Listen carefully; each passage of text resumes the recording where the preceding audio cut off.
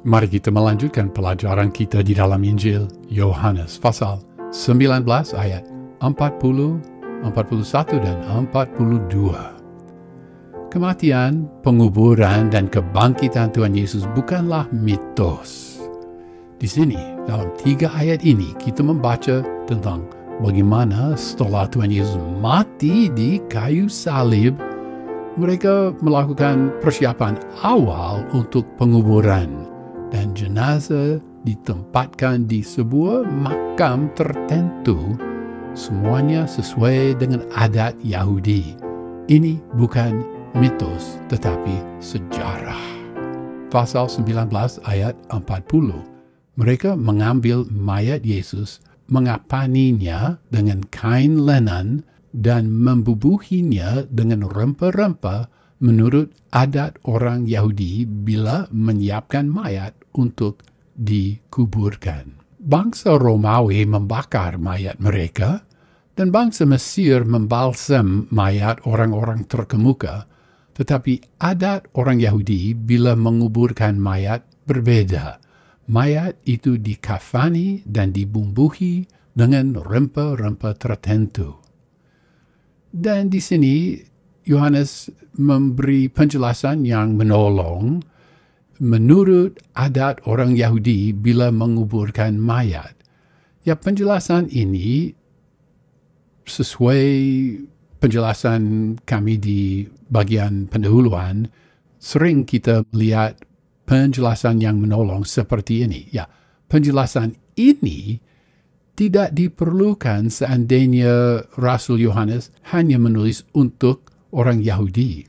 Penjelasan ini menyatakan bahwa Yohanes juga mau supaya para pembaca yang bukan Yahudi dapat memahami tulisannya. Ada ungkapan mengenai kain lenan, orthonios, dari kata orthonion. Sebenarnya agak sulit dalam bahasa aslinya. Kata ini memang berarti kain lenan, tetapi bentuk yang dipakai orthonios adalah bentuk jamak. Jadi membaca sepintas kita berpikir bahwa beberapa potong kain lenan dipakai. Tetapi menurut Injil Sinoptik Matius, Markus, Lukas, mayat Tuhan Yesus dibungkus dengan satu sindon. Satu sindon. Beberapa potongan seperti nampaknya di Injil Yohanes atau satu potongan lenan sesuai Injil Sinoptik. Apa ini bersifat kontradiktif? Ya, sesuai penjelasan Carson, ini tidak menjadi masalah. Bentuk jamak orthonios dapat merujuk pada ukuran besar kain itu dan bukan jumlah potongan itu. Jadi kita dapat mengambil keputusan mayat Tuhan Yesus dibungkus dalam satu potong kain lenan yang besar. Kata taphos merujuk pada makam atau kubur. Kata kerja entafiazo berarti menyiapkan mayat untuk dikuburkan. Dan kata benda yang sekeluarga dengan itu, entafiasmos, di dalam Yohanes pasal 12 ayat 7 juga dipakai. Maka kata Yesus, biarkanlah dia melakukan hal ini mengingat hari penguburanku, dan itu Yunaninya hari entafiasmosku. Pasal 19 ayat 41. Dekat tempat di mana Yesus disalibkan, ada suatu taman, dan di dalam taman itu ada suatu kubur baru yang di dalamnya belum pernah dimakamkan seseorang. Nampaknya ada arti, ada kepentingan bahwa di dalamnya belum pernah dimakamkan seseorang di dalam kuburan baru itu, tetapi Rasul Yohanes tidak menjelaskan mengapa ini penting. Mungkin pemakaian kubur baru menyatakan hormat Seperti mungkin juga rempah-rempah yang begitu banyak dalam ayat 39. Ya, menurut Matius pasal 27 ayat 60, Yusuf membaringkannya di dalam kuburannya yang baru yang digalinya di dalam bukit batu.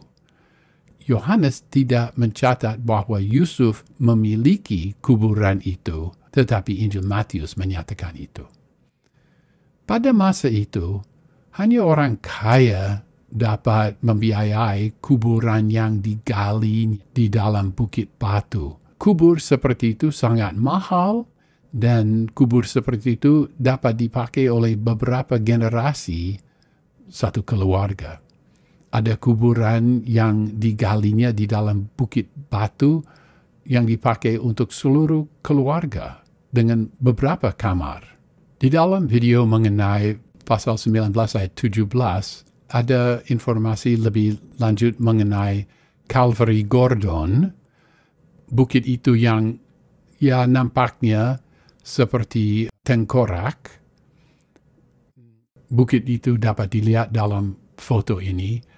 Sebenarnya beberapa tahun yang lalu, karena hujan deras, tidak begitu mirip tengkorak sekarang, tetapi dahulu memang mirip tengkorak. Ya, sebuah kuburan Yahudi diukir, digali, dipahat di dalam bukit batu yang letaknya kurang dari 100 meter dari satu bukit yang dahulu nampaknya seperti tengkorak. Dan sangat dekat pada kuburan itu, mungkin 10 meter, ada pemeras buah anggur. Dapat dilihat dalam foto ini. Yang tidak dapat dilihat jika kita berjalan di situ adalah sebuah tadah besar. Nah, ini foto ini diambil di dalam tadah itu. Tadah yang sangat besar.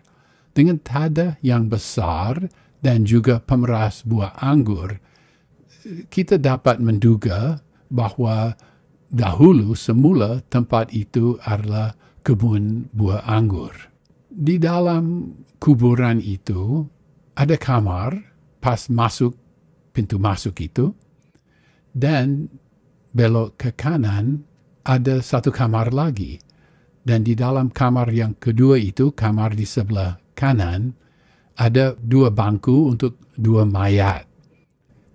Di dalam kamar yang kedua itu, satu bangku tidak jadi selesai diukir atau digali atau dipahat di situ. Tidak selesai. Nah, memang itu bangku untuk mayat, tetapi tidak selesai proses pembentukannya. Jika memang itu kuburan Tuhan Yesus Kristus, mayat Tuhan Yesus diletakkan di situ, ya masuk akal bahwa dalamnya tidak jadi selesai. Mungkin untuk menghormati Tuhan Yesus bahwa dia dikuburkan di situ. Mungkin mereka yang memiliki kuburan itu tidak mau meletakkan mayat lain di situ, jadi tidak jadi selesai bangku itu. Mungkin, ini mungkin.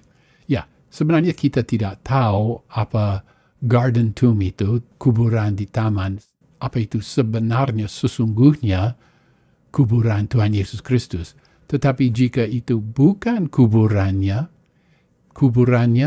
mirip dari kuburan yang dapat dilihat hari-hari ini di garden tomb, di kubur taman itu. Mengenai kata taman atau kebun, kata itu juga dipakai dalam pasal 18 ayat 1 dan pasal 18 ayat 26 mengenai kebun zaitun yang bernama Getsemane. Yohanes menulis bahwa yang di dalamnya belum pernah dimakamkan seseorang, tetapi dalam bahasa asli dia memakai negatif ganda, udepo udes, sehingga negatif itu sangat ditekankan. Yang di dalamnya sama sekali belum pernah dimakamkan seseorang. Dan mengapa itu penting bagi Yohanes itu tidak dijelaskan. Pasal 19 ayat 42. Karena hari itu hari persiapan orang Yahudi, sedang kubur itu tidak jauh letaknya, maka mereka meletakkan mayat Yesus ke situ. Mereka mau mentaati peraturan hari Sabat, sehingga dekatnya kuburan itu sangat penting bagi mereka. Sabat mendekat, maka mereka tidak boleh mengangkat dan membawa mayat Tuhan Yesus jarak jauh. Ungkapan hari persiapan juga dipakai di dalam pasal 19 ayat 14 dan ayat 31. Boleh melihat video mengenai pasal 19 ayat 14 untuk lebih banyak penjelasan mengenai ungkapan hari persiapan. Ya, sebagai ringkasan, kematian, penguburan, dan kebangkitan Tuhan Yesus bukanlah mitos. Di sini, dalam 3 ayat ini, kita membaca mengenai bagaimana setelah Tuhan Yesus mati di kayu salib, mereka melakukan persiapan awal untuk penguburan. Dan jenazahnya ditempatkan di sebuah makam tertentu. Semuanya sesuai dengan adat Yahudi. Ini bukan mitos, tetapi sejarah. Ya, apa itu yang akan terjadi? Bacalah terus Alkitab saudara. Jangan berhenti di sini.